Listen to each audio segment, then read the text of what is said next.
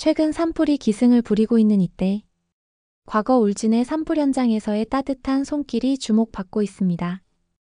그들의 따뜻한 마음과 행동은 수많은 피해 주민들에게 큰 힘이 되었는데요. 이 감동적인 이야기가 미국까지 알려지며 CNN에서 특집 방영된 한국의 산불 이후 모습이 올해 최고의 울림을 주는 장면으로 선정되기까지 했습니다. 과연 어떤 내용일지 오늘의 사연 지금 바로 시작합니다. 제 이름은 세라 마틴. CNN에서 기자로 일한 지 벌써 12년째고 그중 절반은 국제부에 있었어요. 아프가니스탄에서 부모를 잃고 망연자실하는 아이의 눈물을 담았고 헤일로 무너진 마을 잔해 속에서 이름 모를 일기장을 주운 적도 있었죠. 고통을 기록하되 그 감정에 휘둘리지 않는 게 국제보도팀의 철칙이었고 저도 나름 잘 지켜왔다고 생각했어요. 아니, 어쩌면 너무 익숙해져서 무뎌졌던 걸지도 모르겠네요. 제가 한국을 다시 보게 된 건 대형 산불이 발생한 그날부터였어요. 한국은 제게 늘 어정쩡한 어딘가라는 인식이 있는 나라였어요. 중국처럼 압도적이지도 않고 일본처럼 독특하지도 않은. 경제는 빠르게 성장했다지만 뉴스 가치로는 늘 어중간했죠. 예전에 서울에 출장 갔을 때는 도시가 너무 잘 정리돼 있어서 오히려 어색하게 느껴졌어요. 사람들은 예의 바르지만 표정은 조심스럽고 거리엔 소음 하나 없을 정도로 고요했죠. 그때 저는 이런 생각을 했어요. 여긴 사람보다 시스템이 더 중요하겠구나. 정이 많다는 말도 들었지만 그저 문화적 마케팅 요소로 여겼어요. 오히려 감정을 드러내지 않으니까 그런 단어를 만든 게 아닐까? 그런 식으로 생각했죠. 그날 아침 CNN 편집국에서 PD가 제게 말했어요. 한국 울진에서 대형 산불이 발생했다는군. 내가 가야 해. 옆자리에 있던 영상기자 다니엘은 한숨을 내쉬며 중얼거렸죠. 한국? 거긴 항상 너무 조용해서 뉴스 그림이 안 나와. 다음날 저는 한국행 비행기 안에서 보도국이 보내온 현지 사진 몇 장을 넘기던 중 한 장의 사진에 시선이 멈췄어요. 붕대를 감은 노인이 작은 소녀의 손을 꼭 쥐고 있었고 그 둘에게 한 봉사자가 물병을 내밀고 있었죠. 울지도 않고 말도 없는데 그 장면은 왠지 따뜻했어요. 그건 훈련된 구조가 아니라 사람이 사람에게 빠져드는 장면이었어요. 울진으로 가는 차창 밖 산자락 너머로 불에 그을린 나무들이 스쳐 지나갔어요. 눈으로 보이진 않았지만 그곳엔 누군가의 잠자리, 부엌, 웃음이 있던 자리들이 사라졌을 거예요. 울진은 생각보다 작고 생각보다 조용한 도시였어요. 차에서 내린 순간 저는 먼저 냄새로 그곳을 기억하게 됐죠.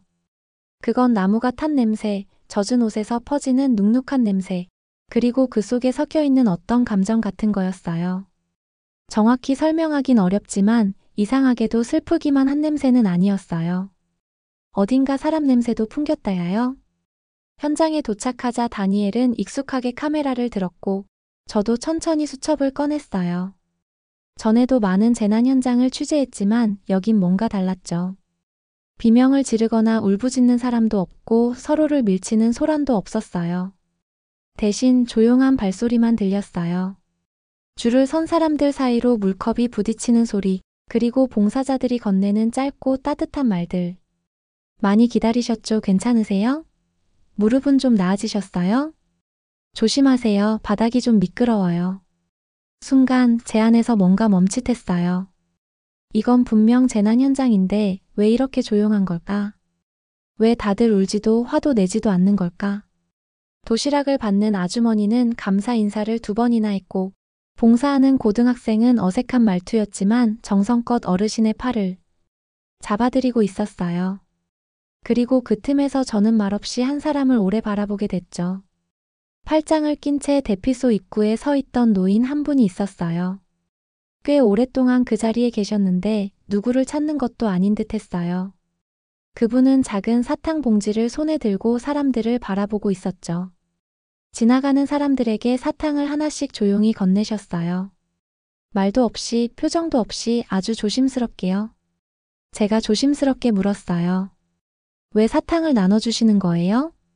그분은 제 얼굴을 잠깐 보더니 고개를 돌린 채 낮은 목소리로 말씀하셨어요.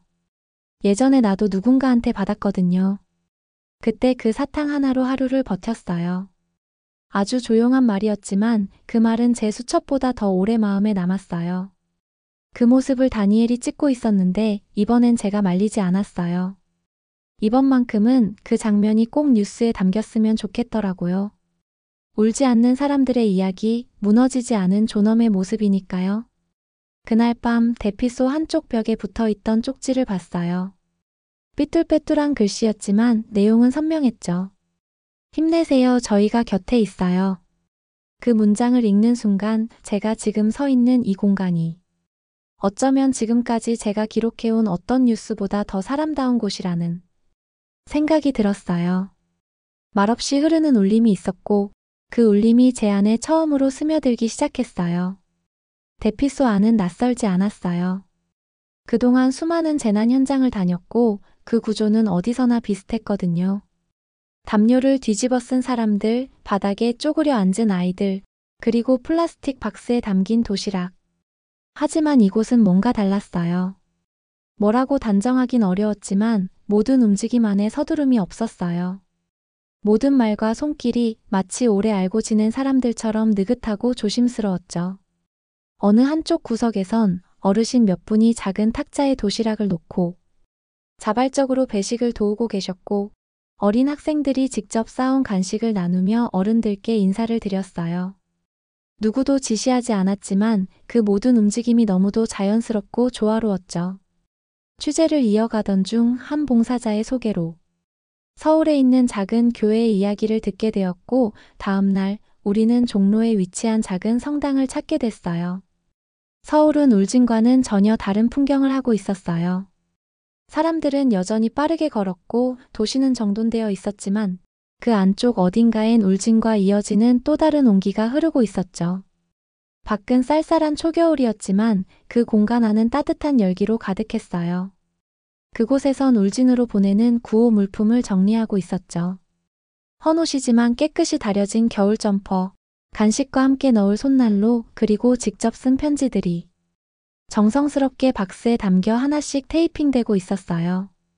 어느 한쪽에선 중학생들이 색연필로 작은 카드를 꾸미고 있었고 그 옆에선 중년의 아주머니들이 조용히 김밥을 싸고 있었어요. 누구 하나 큰 소리를 내지 않았지만 그 조용함 속엔 분명한 확신이 있었죠. 기자님도 하나 써보실래요? 봉사자 중 한 분이 저를 향해 웃으며 연필을 건넸어요. 우리는 누군가를 도울 수 있을 만큼 괜찮아요. 그리고 그걸 아는 사람은 늘 먼저 손을 내밀게 되더라고요. 그 말이 제 가슴에 조용히 박혔어요. 우리는 괜찮다는 말. 그 말 안엔 자신에 대한 믿음 그리고 남을 향한 여유가 담겨 있었어요.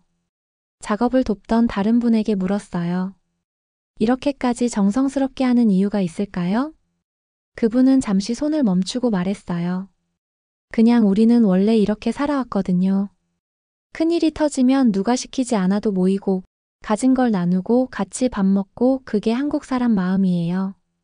그 순간 울진에서 사탕을 나누던 노인이 떠올랐어요. 말없이 작은 것을 내어주는 마음 그건 의무가 아니라 문화에 가까웠고 무엇보다 이곳의 정체성처럼 느껴졌어요. 지하 강당을 나서려는데 입구 쪽에서 김밥을 나누어 주던 여학생이 한쪽 모서리에 메모지 하나를 붙이고 있었어요. 그 문구는 이랬어요. 괜찮아요. 이겨낼 수 있어요. 그리고 우리는 함께입니다. 집으로 돌아오는 길, 차 안에서 저는 조용히 노트를 펼쳤어요. 그리고 이렇게 썼죠. 도움은 누군가의 허락을 받지 않는다. 그건 몸에 새겨진 기억처럼 자연스럽게 흘러나오는 것. 한국에서 내가 본 건 그런 마음이었다. 그날 저는 알게 됐어요. 이곳 사람들은 도움을 행동으로 보지 않고 그저 삶의 한 방식으로 살아간다는 것, 그게 얼마나 대단한 일인지 외국인인 제가 먼저 깨닫고 있는 게 조금 미안할 만큼이었어요. 서울에서의 취재를 마무리할 때쯤 성당에서 알게 된 자원봉사자에게 연락이 왔어요. 세라 기자님, 혹시 시간 되시면 포항 한번 가보실래요? 해외에서 보내온 물자들이 도착했는데 그걸 정리하는 사람이 기자님이 만나고 싶은 사람일 수 있어요. 그렇게 저는 기대감을 가지고 포항으로 향했어요. 이곳은 울진으로 보내질 구호물자의 중간 집결지 역할을 맡고 있었고 도착한 박스들엔 낯익은 영어 문구들이 적혀 있었어요. 아틀란타 한국 커뮤니티 우리의 사랑하는 고향을 위한 전달. 우리는 기억합니다. 힘내세요. 포장지에 손글씨로 쓰인 그 문장들은 택배 박스 같았지만 마음을 담은 편지 같았어요. 천막 아래선 몇몇 봉사자들이 도착한 박스를 정리하고 있었고 그중 낯선 인상이지만 자연스럽게 일하던 청년이 눈에 들어왔는데 아마도 바로 이 사람을 말하는 듯 했어요. 그는 누구보다 익숙하게 테이프를 뜯고 물품을 분류하고 있었죠. 제가 다가가 말을 건넸을 때 그는 고개를 들어 조심스럽게 웃으며 말했어요. 전 LA에서 태어났어요. 지금은 잠시 한국에 나와 있는데 할머니가 그러시더라고요. 고향에 불이 났다는데 내가 조금이라도 도움을 주었으면 한다고요. 그는 다시 손에 박스를 쥐며 덧붙였어요. 사실은 울진이 어딘지도 몰랐어요. 그런데 이 박스들 안엔 저희 할머니처럼 고향을 기억하는 사람들이 보낸 마음이 들어 있어요. 그 마음을 전달하는데 제가 도움을 줄 수 있어 행복해요. 그 말이 꽤 오래 마음에 남았어요. 받은 사람보다 건네는 사람보다 그 마음을 전달하는 사람의 표정이 가장 깊었어요. 박스 안엔 직접 뜬 손뜨개 목도리와 겨울 이겨내세요라고 적힌 작은 보온 물병들이 있었어요. 상업적인 제품이 아닌 누군가의 시간과 정성이 담긴 물건들이었죠. 그 옆에선 포항 지역의 자원봉사자들이 누가 시키지도 않았는데 작은 탁자를 펼쳐 도시락과 따뜻한 차를 나누고 있었어요. 누군가 말했죠. 멀리서 보내온 마음이 도착했으니까 우리는 여기서 그걸 사람 손에 제대로 쥐어주는 거예요. 그날 천막에서 만난 사람들 중 자신의 이름을 밝힌 사람은 아무도 없었어요. 명찰도 없고 소개도 없고 카메라를 피하는 이들 뿐이었죠. 하지만 그들은 분명히 그 자리에 있었어요. 누군가의 부탁을 대신하는 사람들, 국경을 넘어온 마음을 조용히 연결해주는 이들. 그날 밤 저는 노트북에 다음과 같은 문장을 썼어요. 이름 없는 사람들이 전하는 마음은 국경도 언어도 세대도 조용히 뛰어넘는다. 취재를 마무리하는 마지막 날 저는 다시 울진으로 향했어요. 멀리서 바라본 산은 여전히 거뭇했고 복구 중인 마을 곳곳엔 아직도 불에 그을린 흔적들이 남아 있었죠. 하지만 그 풍경 속에서도 어딘가 다른 기운이 느껴졌어요. 처음 도착했을 때의 정적과는 달랐어요. 이젠 조용한 견딤 같은 것이 있었어요. 인터뷰를 마치고 마을회관 앞을 지나다가 의자에 앉아 계시던 아주머니와 눈이 마주쳤어요. 그분은 말없이 옆자리를 가리켰고 저는 자연스럽게 그 옆에 앉았어요. 우리는 한동안 아무 말도 하지 않았어요. 바람이 지나가고 아이들 웃음소리가 멀리서 들렸어요. 그리고 문득 제가 조심스럽게 물었죠. 이제 좀 괜찮으세요? 그분은 한참을 침묵하셨어요. 그리고 아주 천천히 낮은 목소리로 말하셨어요. 불은 꺼졌지만 솔직히 앞으로는 어떻게 살아가야 할지 모르겠어요.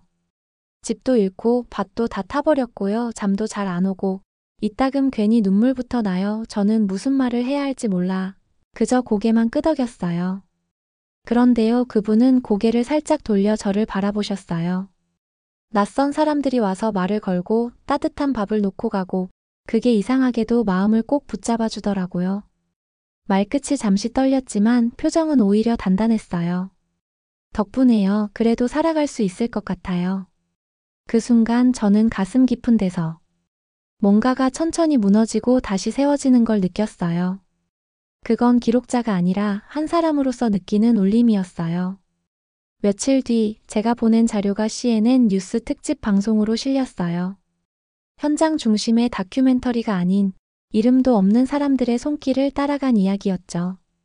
특종도 자극도 없었어요. 하지만 제 기사엔 도시락을 싸던 손, 목도리를 포장하던 손, 그리고 아무 말 없이 뒷정리를 하던 그 수많은 무명 영웅들의 손들이 담겨 있었어요. 한국은 재난 대응 시스템이 잘 갖춰진 나라다. 많은 사람들이 그렇게 말하지만 제가 진짜로 보여주고 싶었던 건 그 시스템 뒤에서 묵묵히 움직이던 마음이었어요. 다음 날 아침 특집 방송을 봤는지 다니엘에게서 메시지가 왔어요. 짧고 단단한 한 줄 내가 본 한국은 마음이 있는 곳이었어. 그 문장을 읽는 순간 처음 울진에 도착했을 때의 회색 하늘이 떠올랐어요. 그 아래에 서 있었던 제 모습도요. 낯설고 무감각했던 그 눈빛 그땐 몰랐어요. 제가 이곳에서 단지 취재를 하러 온 게 아니라 무언가를 배우러 왔다는 걸요. 마음은 통역이 필요 없는 언어였어요. 그리고 그 언어로 이 작은 마을은 서로를 안고 있었어요. 저는 마지막 문장을 아주 천천히 써내려갔어요.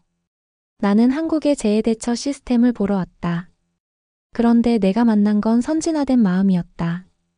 오늘의 감동사연 잘 들으셨나요? 최근 뉴스를 보면 봄철 또다시 산불이 기승을 부리고 있습니다.